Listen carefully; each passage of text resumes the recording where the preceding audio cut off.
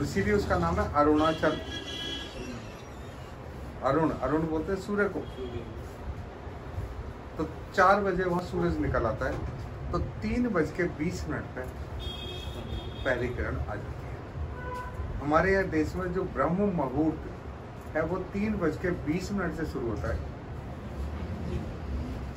और पूजा का जो समय होता है वहीं के बाद पूजा का समय शुरू हो जाता है।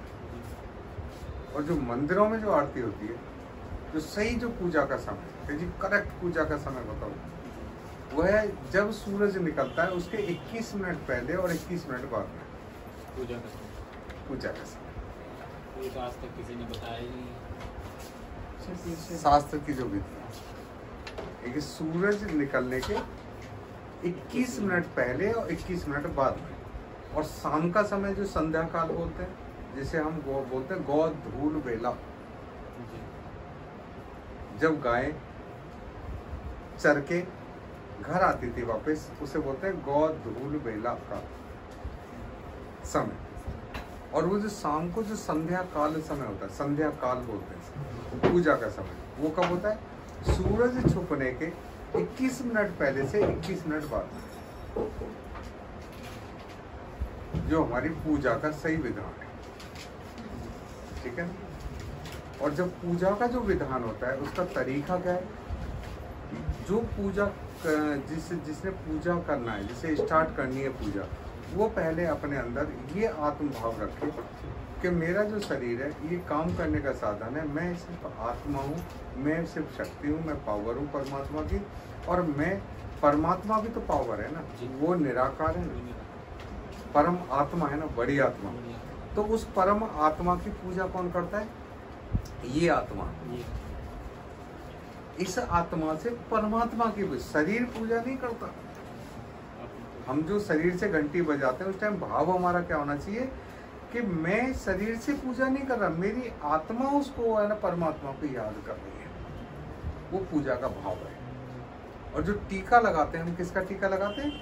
आत्मा का टीका करते हैं। जो यहाँ जो तिलक लगाते हैं ना यहाँ पर, ये किसका टीका होता है? आत्मा का टीका। ये आत्मा को टीका करते हैं। इसीलिए जो भी आप भाव अंदर लेके और यहाँ ध्यान रख के, और जिसके प्रति जो भाव रखना है उसकी फोटोग्राफ्स यहाँ लेके, और अगर उसके लिए हम जो भी मांगते हैं वो उस आत्मा तक जाएगा।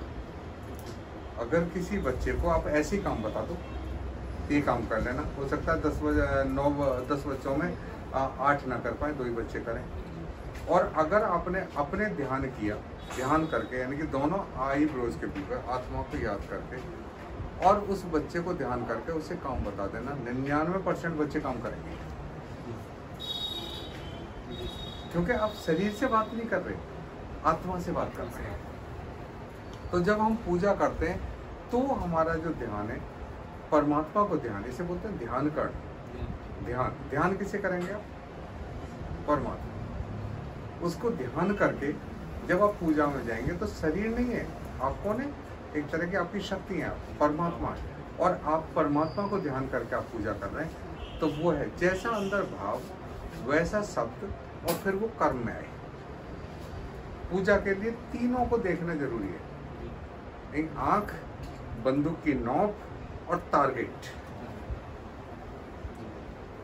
यानी कि जब हम निशाना लगाते हैं तो आंख को की, फिर बंदूक की जो नोक होती है उस पर ध्यान देते हैं और टारगेट पर ध्यान देते हैं।